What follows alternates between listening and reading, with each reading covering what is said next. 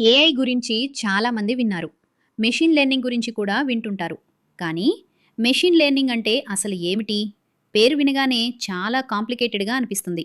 కానీ కాన్సెప్ట్ మాత్రం చాలా సింపుల్. ఒక ఎగ్జాంపుల్‌తో అర్థం చేసుకుందాం. మీరు ఒక పిల్లవాడికి మ్యాథమెటిక్స్ నేర్పుతున్నారని అనుకోండి. పాత పద్ధతిలో అయితే ముందు ఫార్ములా చెప్తారు. దాన్ని గుర్తుపెట్టుకోమంటారు. తర్వాత ప్రాబ్లమ్ సాల్వ్ చేయమంటారు. ఇది ట్రెడిషనల్ ప్రోగ్రామింగ్ లాంటిది. అంటే ముందుగానే రూల్స్ చెప్పడం.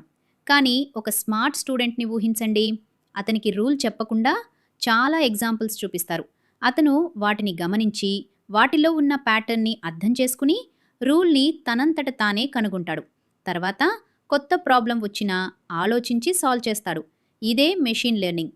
అంటే మెషిన్‌కి ప్రతి రూల్‌ని విడివిడిగా చెప్పడం కాదు. వేల సంఖ్యలో ఎగ్జాంపుల్స్ ఇస్తారు.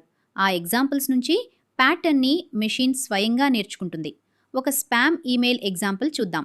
పాత పద్ధతిలో అయితే ప్రోగ్రామర్ ఇలా రూల్స్ రాస్తాడు.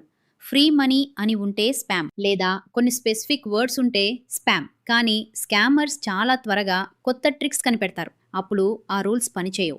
మెషిన్ లెర్నింగ్లో మాత్రం అప్రోచ్ వేరుగా ఉంటుంది. మెషిన్కి వేల సంఖ్యలో స్పామ్ ఈమెయిల్స్ చూపిస్తారు. అలాగే వేల సంఖ్యలో నార్మల్ ఈమెయిల్స్ కూడా చూపిస్తారు. మెషిన్ వాటిని కంపేర్ చేసి స్వయంగా ప్యాటర్న్స్ గుర్తిస్తుంది. ఉదాహరణకు, మీ ఫోన్ కెమెరాని ఒక కుక్క వైపు చూపిస్తే కొన్ని ఫోన్స్ డాగ్ అని గుర్తిస్తాయి. దానికెవ్వరూ కుక్కకి 2 చెవులుంటాయి, 4 కాళ్ళుంటాయి అని రూల్స్ రాసి చెప్పలేదు. దానికి లక్షలాది డాగ్ ఫొటోస్ చూపించారు. ఆ ఫొటోస్ నుంచి ప్యాటర్న్ నేర్చుకుని కొత్త ఫోటోలో కూడా డాగ్ని గుర్తించడం నేర్చుకుంది. అదే మెషిన్ లెర్నింగ్ యొక్క అసలు శక్తి. సింపుల్గా చెప్పాలంటే మెషిన్ లెర్నింగ్ అంటే ఎక్స్పీరియన్స్ నుంచి నేర్చుకోవడం.